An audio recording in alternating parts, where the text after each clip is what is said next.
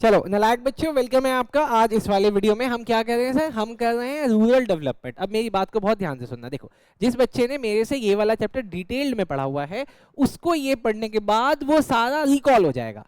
दूसरी चीज, जो बच्चा मुझे इस वीडियो में पहली बार देख रहा है और ये सोच रहा है कि रूरल डेवलपमेंट का ये वाला वीडियो देख के मुझे सब आ जाएगा, तो दोस्त आ जाएगा। बस आपको तसल्ली से मेरी बातों को सुनना है। यहाँ पे कंटेंट भले कम लिखा हुआ होगा, लेकिन मैं बोलूंगा पूरा का पूरा आपको, ठीक है? आप बहुत ध्यान से मुझे सुनते रहना, और अगर हो सके तो मुझे सुनने के बाद आपके पास जो नोट्स हो एक बार उसको गो थ्रू कर लेना, ठीक?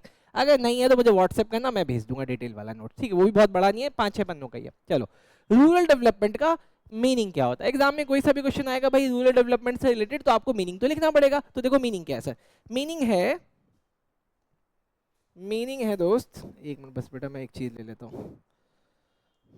देखो, it means a plan of action. चलो सर, पहली बात तो समझ में आ गई कि ये रूरल डेवलपमेंट, रूरल नहीं बोला, रूरल डेवलपमेंट एक प्लान एक्शन है। लेकिन किस चीज के लिए?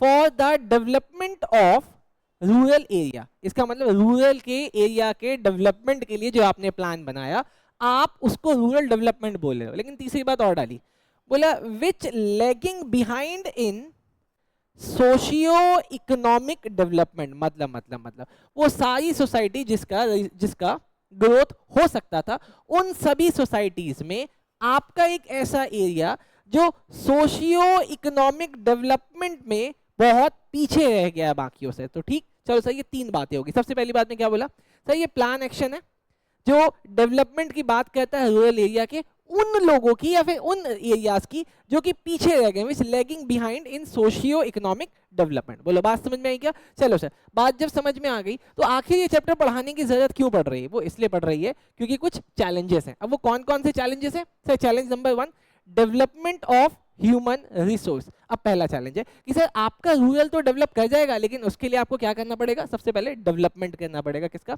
ह्यूमन रिसोर्स का। ह्यूमन रिसोर्स का मतलब वो लोग जो गांव में रहते हैं, पहले उनका डेवलपमेंट करना पड़ेगा, तभी तो उस एरिया का डेवलपमेंट होगा। सर इसके अंदर बात किस किस चीजों की होगी? सर बात होगी कि उस एरिया का लिटरेसी रेट कितना है, वहां पे रहने वाली फीमेल का लिटरेसी रेट कितना है, वहां के लोग स्किल्ड हैं या अनस्किल्ड है, वहां का हेल्थ सिस्टम कैसा है, वहां का सैनिटेशन कैसा है। तो इसका मतलब आपको ये हेडिंग बनानी है, उसके अंदर ये कंटेंट लिखना है, पहली चीज। दूसरी चैलेंज है सर इंफ्रास्ट्रक्चर डेवलपमेंट। अरे sir, literacy rate, female literacy, वहाँ के लोगों का स्किल्ड होना, हेल्दी होना या फिर सैनिटेशन अच्छा होना, ये सब डिपेंड करता है कि वहाँ पे इंफ्रास्ट्रक्चर का डेवलपमेंट हुआ है कि नहीं हुआ है। लेकिन इंफ्रास्ट्रक्चर के डेवलपमेंट में किन किन चीज़ों की बात हुई है सर? इलेक्ट्रिसिटी, इरिगेशन की फैसिलिटी, और वहाँ पे रहने वाले लोगों के लिए क्या आपने कैपिटल अवेलेबल करवाया है, क्योंकि किसी भी बिजनेस को करने के लिए कैपिटल का होना जरूरी है। तीसरी बात, एलिवेशन ऑफ पॉवर्टी। आपको भी पता है कि सर गरीबी में ना पढ़ाई लिखाई, स्किल, लिटरेसी, सैनिटेशन, ये सब नहीं दिखता, उस समय सिर्फ खाना दिखता है। तो क्या वहां के लोगों के लिए आपने गरीबी से उठने के लिए कोई स्कीम्स बनाई थी? तो यहाँ पे बात हो रही है कि वहां के लोगों का लिविंग कंडीशंस कैसा है, और वो इस लाइफ के पिरामिड में सबसे बॉटम में है। और अगर बॉटम में है तो उनको एलिवेट करना पड़ेगा एक स्टेप से दूसरे स्टेप, अगर दूसरे स्टेप में है तो तीसरे स्टेप। तो 3 चैलेंजेस हमने अभी तक कर लिए। 4th चैलेंज क्या है सर? Other challenges. इसके अलावा भी गांव में बहुत तरीके के चैलेंजेस हैं, जैसे कि land reform, development of production resource, और भी बहुत सारी चीजें। ठीक, तो आपको रूरल डेवलपमेंट में अगर एग्जाम में आता है कि चैलेंजेस बताओ, तो आपको ये 4 हेडिंग्स लिखनी पड़ेगी, और हेडिंग्स के अंदर की जो बातें मैंने आपके साथ डिस्कस करी, आप उन्हीं बातों को इसके अंदर लिख देना। ठीक, चलो दिया 1 मिनट का टाइम, वीडियो को पॉज करो और इसको जल्दी से लर्न करो। चलो ये देख लिया। अब देखो sir next slide, total 5 slide है, 5 स्लाइड में खत्म हो जाएगा। अगला है credit in marketing in rural area. अब हम ना कोशिश कर रहे हैं क्रेडिट को रूरल में डालने की, ताकि रूरल का डेवलपमेंट हो जाए। तो इसकी वाला जो आपका चैप्टर है ना, टोटल 5 पार्ट में बटा हुआ है। पहला हो गया रूरल डेवलपमेंट, अगला credit and marketing in rural area. आखिर रूरल एरिया में क्रेडिट और मार्केटिंग कैसे होगी? तो उसके लिए सबसे पहले समझते हैं कि क्रेडिट का मतलब क्या, क्रेडिट क्या, किसको कहते हैं। तो यहाँ पे बोला availability of fund when required at affordable rate, इसको हम लोग क्रेडिट बोलते हैं। अब सवाल है, ये 3 बातें मुझे याद हो गई, availability of fund when required at affordable rate, इसका मतलब होता है क्रेडिट। लेकिन इस क्रेडिट का इंपॉर्टेंस क्या है? तो सर इस क्रेडिट की 3 इंपॉर्टेंस है। अगर आपके रूरल में क्रेडिट रहेगा तो आपके रूरल एरिया का ग्रोथ होगा। चलो पहली बात समझ में आ गई। दूसरा कहते हैं सर वहां पे ना ऑपरेशंस स्मूथ हो जाएंगे। स्मूथ ऑपरेशन का मतलब अब लोगों को बार बार फंड के चक्कर में अपना काम नहीं रोकना पड़ेगा। दो हो गया। तीसरा सर टाइम गैप ना ज्यादा होता है इस एग्रीकल्चर के काम में। क्यों? क्योंकि आज सोइंग होती है, मतलब आज जुताई होती है, और कटाई या फिर फसल का बनना 6-6 8-8 महीने लगता है। तो टाइम गैप की वजह से भी बहुत सारे किसान अपनी चीजों को खराब कर लेते हैं। तो अगर क्रेडिट रहेगा तो क्रेडिट से 3 इंपॉर्टेंस निकल जाएंगे। जल्दी से एक बार रिवाइज करते हैं। सबसे पहला ग्रोथ ऑफ रूरल इकोनॉमिक, दूसरा स्मूथ ऑपरेशन, और तीसरा टाइम गैप। चलो सर ये भी याद हुआ, आगे देखते हैं sir. Problem of informal credit, मतलब देखो क्योंकि आपके गांव में फॉर्मल सिस्टम ऑफ क्रेडिट नहीं था, कहने का मतलब बैंक्स वगैरह नहीं थे, तो वहां पे लाला टाइप लोग लोगों को उधार देते थे। और वो क्या करते थे, क्या प्रॉब्लम थी? तो सर दो प्रॉब्लम थी। पहला एक्सप्लॉयटेशन करते थे। एक्सप्लॉयटेशन का मतलब बहुत ज्यादा रेट पे लोगों को लोन देना, हाई हाई, और इतना इतना इतना रेट पे देना कि पूरा पूरा साल वो लोग सिर्फ उस किसानों से इंटरेस्ट ही लेते रहते थे। तो पहली प्रॉब्लम है कि सर वो लोग ना, क्योंकि फॉर्मल सेक्टर नहीं है तो ये लोग उनको एक्सप्लॉइट कर रहे हैं। दूसरा डेट ट्रैप, लेकिन ये जो लाला टाइप लोग होते थे ना, ये सिर्फ एक्सप्लॉइट ही नहीं करते थे, ये उनको जाल में फंसा लेते थे, मतलब मैनिपुलेट करते थे। गलत कागजों में साइन करा लिया, लोन दिया 20,000 का, साइन करा लिया 2 लाख पे, और जीवन भर उनको डेट ट्रैप में फंसाकर उनसे अपनी इनकम कमाते रहते थे, या फिर बहुत बार काम भी कराते थे। तो इन दोनों को हटाने के लिए ऐसा किया गया, जो पुरानी मूवीज में दिखाया जाता था ना, बिल्कुल वैसे ही। अब देखो तीसरा sir, source of institutional credit. Institutional का मतलब फॉर्मल सेक्टर, फॉर्मल सेक्टर। अब इसमें ना, इसके अंदर आपको मोस्ट चीजें पढ़नी एग्जाम में ही आएगा। सबसे पहले सर वहां पे ना इस्टेब्लिशमेंट की गई नबार्ड की 1982 में। अब देखो आपके एग्जाम में हो सकता है एमसीक्यू में नबार्ड की फुल फॉर्म पूछे आपसे, तो अभी आप इस वीडियो को बता तो बेटा मैं भी सकता हूँ, लेकिन मैं चाहता हूँ कि आप रिसर्च करना कि नबार्ड की फुल फॉर्म क्या है, उसको याद करके जाओगे। सर ये कब इस्टेब्लिश किया गया? 1982 में। लेकिन याद रखना नबार्ड कोई बैंक नहीं है। तो फिर सर आपने यहाँ पे क्या लिखा? मैंने लिखा एपेक्स इंस्टीट्यूशन है।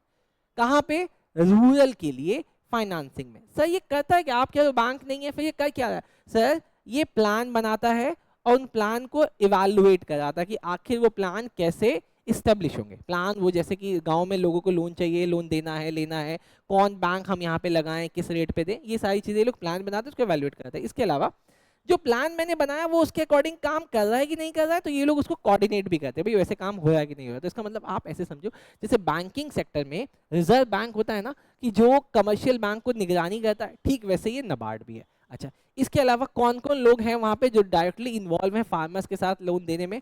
सर सबसे पहले हैं कमर्शियल बैंक्स। कमर्शियल बैंक क्या करते हैं? किसानों से सेविंग्स लेते हैं अगर है उन पे, और उनको डिपॉजिट्स देते हैं।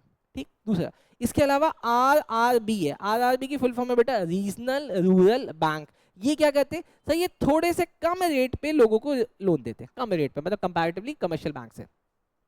इसके बाद आया कोऑपरेटिव। सर ये कोऑपरेटिव्स कौन होते हैं? कोऑपरेटिव्स फार्मर को अपने मेंबर बनाते हैं और मेंबर्स को ही मेंबर से लोन दिलवाते हैं। ठीक। अच्छा, उसके बाद आया लास्ट एलडीबी, लैंड डेवलपमेंट बैंक। अगर आपको लॉन्ग टर्म पर्पज से लोन चाहिए, जैसे जमीन खरीदनी है, ट्रैक्टर खरीदना है, तो उसके लिए लोग लॉन्ग टर्म पर्पज से आपको लोन देते हैं। तो इतना सारा चीज हो गया। ठीक है। अब इसके अलावा सर ये आपने मुझे बता दिया इंस्टीट्यूशनल क्रेडिट। इस इंस्टीट्यूशनल क्रेडिट को ही हमने बोला रूरल में बैंकिंग। तो क्या रूरल में बैंकिंग लगाने से कोई फायदा हुआ, कोई रोल है? हाँ जी सर है। 3 बातें हैं। पहला कि इससे ना गाँव में क्रेडिट एडिक्वेट हो गया, मतलब उन लोगों को मिलने वाला क्रेडिट अब अवेलेबल हो गया। पहले बहुत सारे लोग, क्योंकि उनके पास कैपिटल नहीं होता था, तो वो लोग काम नहीं कर पाते थे। अब तो भैया हमने तुम्हारे लिए क्रेडिट को अवेलेबल करा दिया, अब तुम अच्छे से काम करो। दूसरा वैरायटी ऑफ लोन। अब इनके पास ना रूरल बैंकिंग में अलग अलग तरीके के लोन हो गए, जैसे long term loan, short term loan, working capital loan, tractor खरीदने के लिए लोन, जमीन खरीदने के लिए लोन, 2 महीने वाले लोन, इस तरीके के बहुत सारे लोन की वैरायटी हो गई। अच्छा, इससे ना वहाँ के लोगों की इनकम इंक्रीज हुई। भाई गाँव में हो सकता है वहाँ का कोई बैंक है तो वहाँ के लोगों को भी एम्प्लॉय कर रहा है, और लोगों को कैपिटल मिल रहा है, कैपिटल का यूज़ करके वो लोग धंधा बिजनेस बना रहे हैं, और एम्प्लॉयमेंट भी जनरेट हुई। ठीक। अच्छा, लेकिन सर ये इतना अच्छा था तो फिर इसमें क्रिटिसिज्म क्या है लिखा हुआ आपने? बेटा इसमें ना 4 प्रॉब्लम्स भी थी। सबसे पहले अगर मैं कमर्शियल बैंक को छोड़ दूं, यहाँ पे जो हमने पढ़ा, बाकी सब फेल हो गए थे, कोई भी यहाँ पे सक्सेसफुल नहीं हो पाया। लोगों ने पैसा दिया, आई मीन इन बैंकों ने, आरआरबी ने, कोऑपरेटिव बैंक ने लोगों को पैसा दिया, और पैसा मिलने के बाद उन लोगों ने लौटाया ही नहीं, तो ये सब फेल हो गए। अगला ओवरड्यू। किसानों पे ओवरड्यू बढ़ता चला गया, बढ़ता चला गया, बढ़ता चला गया, इतना बढ़ गया कि वो लोग चुका नहीं पाते थे, बहुत सारे लोग सुसाइड वगैरह भी करने लगे। तीसरी प्रॉब्लम इनएडिक्वेट। अभी देखना सर, यहाँ पे मैंने बोला था एडिक्वेट क्रेडिट, हाँ इनिशियली क्रेडिट एडिक्वेट था, लेकिन बाद में जाके ये क्या हो गया सर? इनएडिक्वेट हो गया। अच्छा, लास्ट प्रॉब्लम, नो कोलेट्रल। देखो चाहे बैंक हो या कोई भी हो, जब भी आपको कोई पैसा देता है तो वो सिक्योरिटी चाहता है कि भाई ये मुझे पैसा देगा, तो ये पैसा लौटाएगा कैसे, इसके लिए मैं इसकी कोई जमीन जायदाद वगैरह अपने पास कोलेट्रल में रख लेता हूँ। लेकिन किसानों के पास तो वो चीज़ थी ही नहीं, तो बेचारे कहाँ से देते, तो एक नो कोलेट्रल वाली प्रॉब्लम भी यहाँ पे आई। अच्छा, अब इस प्रॉब्लम को सॉल्व किया SHG ने। SHG एग्जाम के लिए इंपॉर्टेंट है, सेल्फ हेल्प ग्रुप। ये क्या कहता है सर, लिखा है SHG are micro finance group. Okay sir, ये छोटे छोटे लोन देने का एक ग्रुप है विच प्रमोट, अच्छा ये प्रमोट करता है किसको, थ्रिफ्ट को। बेटा थ्रिफ्ट का मतलब होता है सेविंग फ्रॉम ईच मेंबर। अब इसकी कहानी ऐसे समझो कि 1 2 3 4 5 6 7 8 ऐसे बहुत सारे लोग मिलके एक ग्रुप बना लेते हैं, उस ग्रुप का नाम रख दिया SHG, और ये सारे ग्रुप के लोग उसमें थोड़ा थोड़ा थोड़ा थोड़ा पैसा डालते रहते हैं इस फंड में, और अगर किसी को पैसों की जरूरत पड़ती है उन मेंबर्स में, तो उन मेंबर्स को वही वाला पैसा निकाल के सबसे कम रेट में दिया जाता है। तो ये क्या हो गया, सेल्फ मतलब खुद की हेल्प करने वाले ग्रुप। तो ये एक बार इसको याद कर ले, SHG are micro finance group which promote thrift from each member. Done sir. अच्छा, अब इसका रोल देखते हैं सर क्या कहते हैं, प्रोवाइड फाइनेंशियल सपोर्ट। ठीक है सर, पहला विदाउट कोलेट्रल। यहाँ पे प्रॉब्लम देखी थी ना कि सर रूरल बैंकिंग की प्रॉब्लम थी कोलेट्रल, यहाँ पे कोई कोलेट्रल नहीं मांगा जा रहा, क्यों, क्योंकि सारे जानने वाले लोग हैं। तीसरा, यूज पूल्ड मनी, इन्होंने जो पैसा जमा किया था वही पैसा लोन के फॉर्म में दे दिया जाता। अब कुछ डेटा याद कर लो। पहला डेटा, मई 2019 तक भारत में 6 करोड़ से ज्यादा औरतें 54 लाख SHG की मेंबर बन चुकी थी। डन। अच्छा, लेकिन इसमें भी एक प्रॉब्लम है, क्रिटिसिज्म। यहाँ का जो लोन का अमाउंट था बहुत छोटा था, और लोन वैसे दिया जाना था प्रोडक्टिव सेक्टर के लिए, लेकिन यहाँ पे लोन देने लगे ये लोग कंजप्शन पर्पस के लिए। मतलब मैं चाहता था कि लोन लो तुम जमीन खरीदने के लिए, खेती बाड़ी के लिए, लेकिन तुम पैसा लेने लगे खाने पीने के लिए। तो ये हो गई इसकी प्रॉब्लम। अब नेक्स्ट देखो बेटा, एग्रीकल्चर मार्केटिंग। चलो मैंने तुमको सिखा दिया, कैपिटल दे दिया, तुमने खेती बाड़ी कर ली, तुमने बहुत सारा सामान ग्रो कर लिया, लेकिन वो सामान बिकेगा कैसे, इसके लिए अब यहाँ पे हमें समझना है एग्रीकल्चर मार्केटिंग इसको कहते हैं। सबसे पहले एग्रीकल्चर मार्केटिंग का मीनिंग को देखते हैं। सर मीनिंग क्या है, इट इज अ प्रोसेस। ठीक है सर, ये एक प्रोसेस है दैट इन्वॉल्व्स द, क्या कहता है, देखो जो किसान होते हैं, आप किसानों से क्या एक्सपेक्ट करते हैं, हम किसानों से एक्सपेक्ट करते हैं कि सर वो जमीन पे काम करेगा, बीज बोएगा, फसल उगाएगा, लेकिन बेटा हम चाहते हैं किसान उससे बाहर निकल के मार्केटिंग भी करे। मार्केटिंग का मतलब it is a process that involve the assembling, storage, processing, packaging, transportation, grading and distribution. कितने सारे काम हो गए, दोबारा देखते हैं। सर वो असेंबलिंग भी करे, स्टोर भी करे, प्रोसेस भी करे, पैक भी करे, ट्रांसपोर्ट भी करे, ग्रेड भी करे, डिस्ट्रीब्यूशन करे। किसका, ऑफ डिफरेंट कमोडिटीज, मतलब गन्ना, चावल, आटा, अक्रॉस द कंट्री, पूरे भारत में। Done sir. सर मुझे ये डेफिनेशन याद हो गई, अगर नहीं याद हुई तो बेटा वीडियो को पॉज करके एक बार याद जरूर कर लो। आगे, अच्छा अब हम कैसे मेजर करें कि इंप्रूवमेंट आ रही है। सर सबसे पहला देखो सरकारों ने क्या किया, सरकारों ने इस एग्रीकल्चर मार्केटिंग, किसान इसको करने लगे, इसके लिए सरकार ने कुछ मेजर्स बनाए कि तुम्हारी एग्रीकल्चर मार्केटिंग इंप्रूव कर जाए। इसके लिए मैं कुछ काम करता हूँ। सबसे पहला काम क्या किया, रेगुलेशन ऑफ मार्केट बनाए। कुछ ऐसे मार्केट बनाए और मार्केट में कुछ रेगुलेशंस लगाएं कि जैसे किसान यहाँ पर अपना सामान डायरेक्टली बेच सकते हैं, वहां पे मीडिएटर नहीं रहेगा, तो किसानों को परमिशन मिल गई। अगला रेगुलेशन मार्केट, अगर किसानों से आप सामान खरीदोगे, मान लेते कोई मिडल मैन है जो सामान खरीद के किसानों से बेचेगा, आप इस रेट से कम पे नहीं खरीद सकते। तो ऐसी बहुत सारी चीजें रूल्स बनाई गई, तो उसको बोला गया रेगुलेशन ऑफ मार्केट। दूसरा, प्रोविजन ऑफ फिजिकल इंफ्रास्ट्रक्चर। देखो किसान कहते हैं कि सर हम ना अपनी खेती बाड़ी गाँव पे करते हैं, लेकिन सामान बिकता है शहरों में, मंडियों में, तो हमारे गांव से निकलकर शहर तक जाने के लिए ना रोड है, ना ट्रेन है, ना हमारे पास प्रॉपर कुछ इंफ्रास्ट्रक्चर की फैसिलिटी है।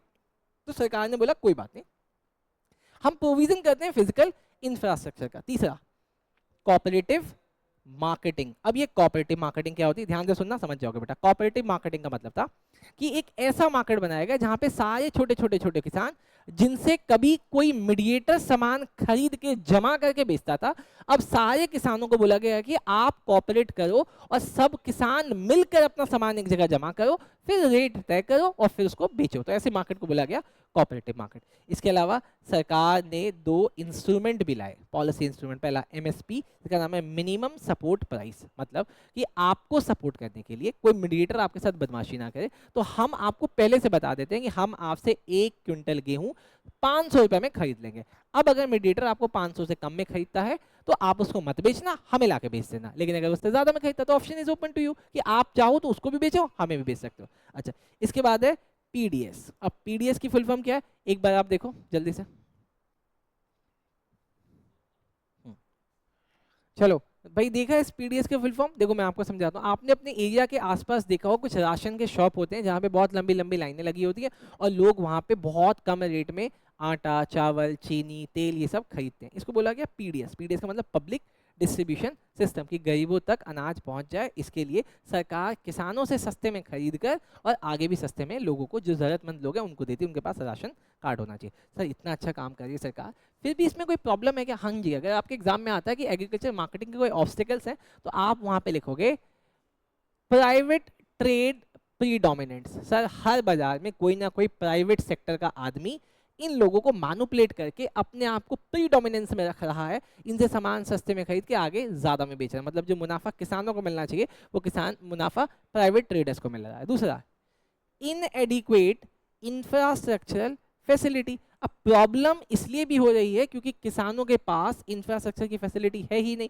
अब जब किसानों के पास इंफ्रास्ट्रक्चर की फैसिलिटी है ही नहीं, उनको डर लग रहा है कि अगर आज मैंने सामान नहीं बेचा तो कल मेरा खराब हो जाएगा, क्योंकि मेरे पास स्टोरेज की भी फैसिलिटी नहीं है। लेकिन प्राइवेट ट्रेडर्स के पास वो फैसिलिटी है, तो किसानों को उनका डर यूज करके उनसे सामान सस्ते में खरीद के अपने स्टोरेज में से स्टोर करके और बाद में महंगे में बेचते हैं। तीसरा, cooperatives have received a setback during the recent past। लेकिन अभी पास्ट में ऐसा देखा गया है कि ये जो कॉपरेटिव्स बनाए गए थे ना, कॉपरेटिव मार्केट्स, इनको जो सपोर्ट मिलना चाहिए सरकारों की तरफ से वो सपोर्ट नहीं मिला, जिसके वजह से भी ये जो काम कॉपरेटिव मार्केट को यूज करके कर सकते थे, मतलब अपने सारे सामान को पूल करके अपने रेट्स में बेचना, उसमें उनको सपोर्ट नहीं मिला। चलो सर ये भी हो गया। लेकिन इन सब के अलावा सरकारों ने कुछ अल्टरनेटिव मार्केटिंग्स के चैनल्स भी खोले हुए हैं, जैसे कि पहला अपनी मंडी। अपनी मंडी कहाँ कहाँ पे है? पंजाब में, हरियाणा में और राजस्थान में। आपको याद करना, एग्जाम में एमसीक्यू में आएगा। क्या बोला? अपनी मंडी कहाँ कहाँ? पंजाब, हरियाणा और राजस्थान में। दूसरा, हदसपुर मंडी। हदसपुर मंडी कहाँ पे सर? पुणे में। तीसरा है सर रिड्जू बाजार। कहाँ पे सर? आंध्र प्रदेश और तेलंगाना में। लेकिन रिड्जू बाजार फेमस है वेजिटेबल्स के लिए और फ्रूट्स के लिए।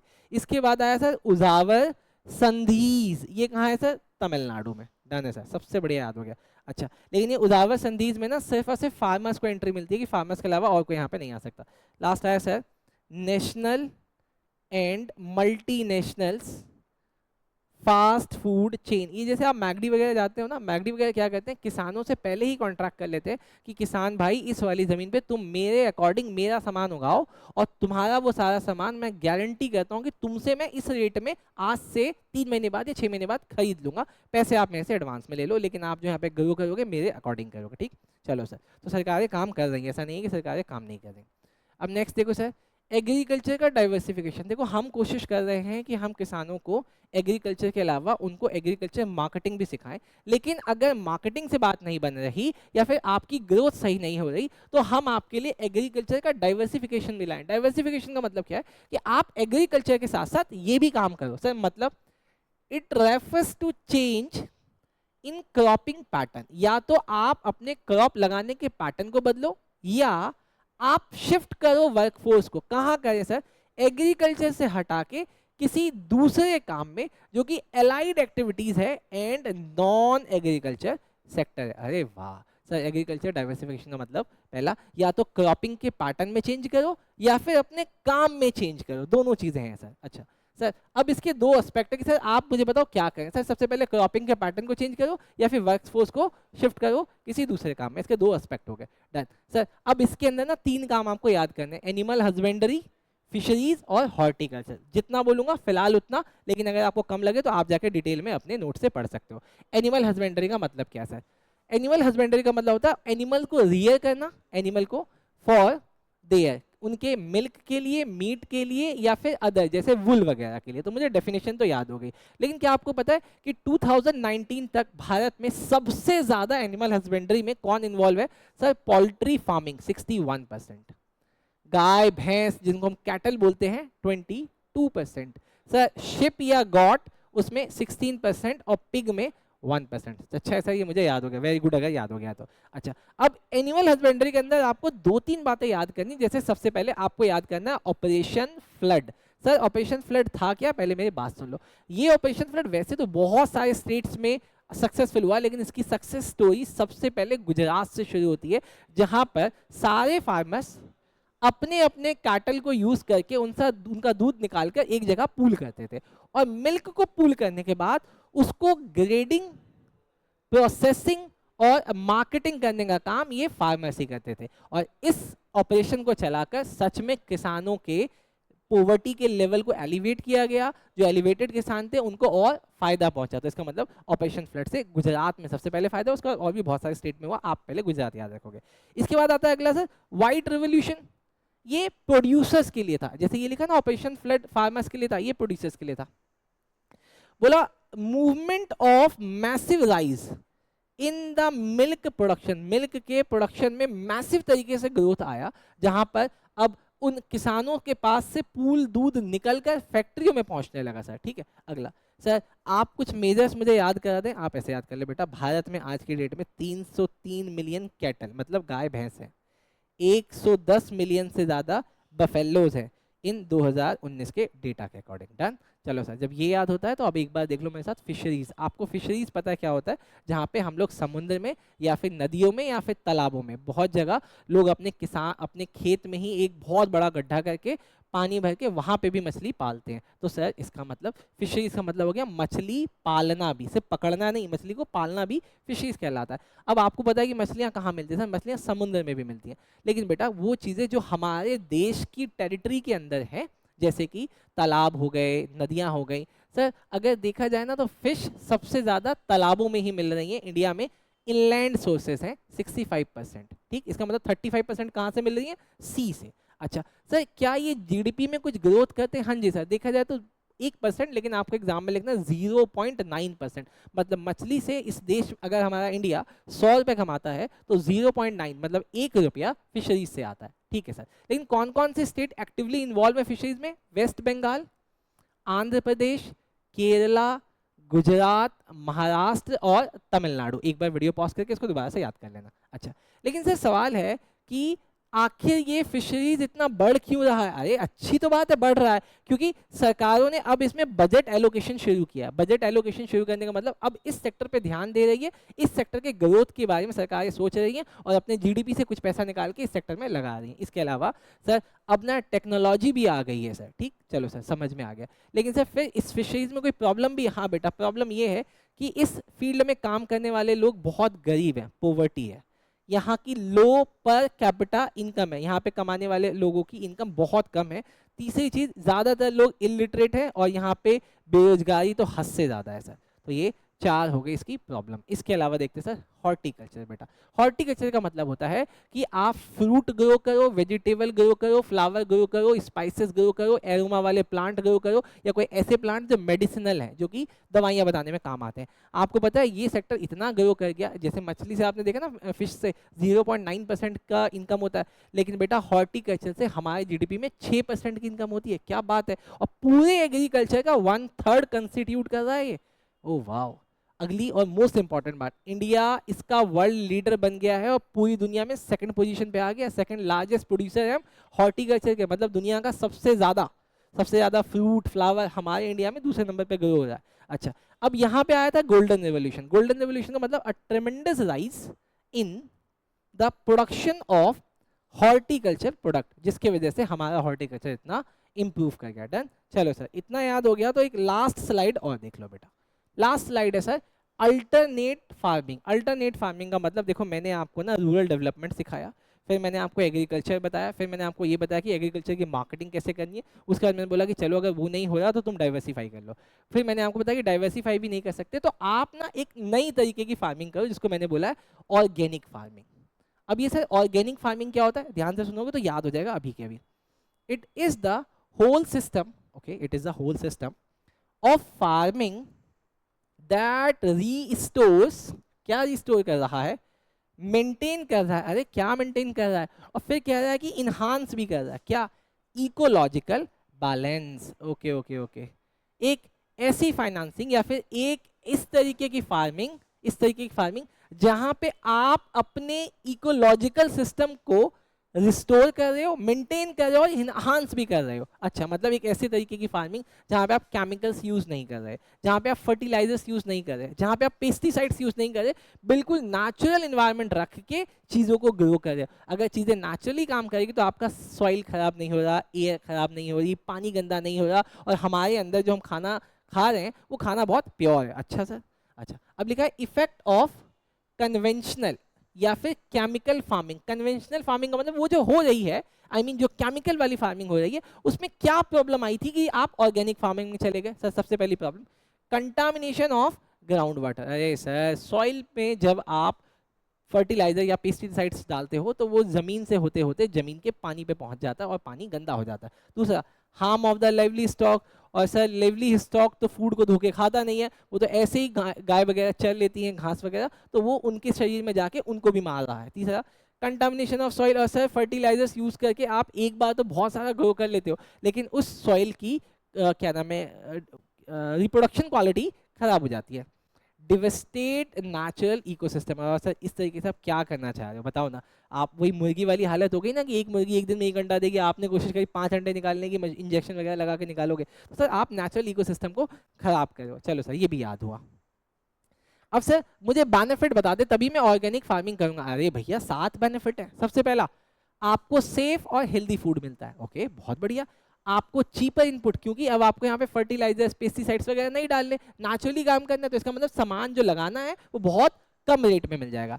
अट्रैक्टिव रिटर्न्स ऑन इन्वेस्टमेंट, और क्योंकि आपको पता है ऑर्गेनिक फूड बहुत बड़े एरिया में ग्रो करते हैं, ऑर्गेनिक फूड, और उतने ही सेम बड़े एरिया में अगर हम लोग कन्वेंशनल फार्मिंग करते हैं तो कन्वेंशनल फार्मिंग के अकॉर्डिंग कंपैरिजन में हमारा ऑर्गेनिक फार्मिंग थोड़ा सा कम प्रोड्यूस होता है। तो इसका मतलब यहाँ पर चीज़ें कम बनती है, लेकिन अगर चीज़ें कम है मतलब सप्लाई कम है तो डिमांड ज़्यादा होगी, और अगर ज़्यादा डिमांड है तो बहुत कम रेट पे भी बहुत ज़्यादा अच्छा रिटर्न मिल जाता है। मतलब आप यहाँ पे कम पैसा लगाते हो और बहुत ज़्यादा रिटर्न मिलता है। ऑर्गेनिक चीज़ें महंगी होती हैं।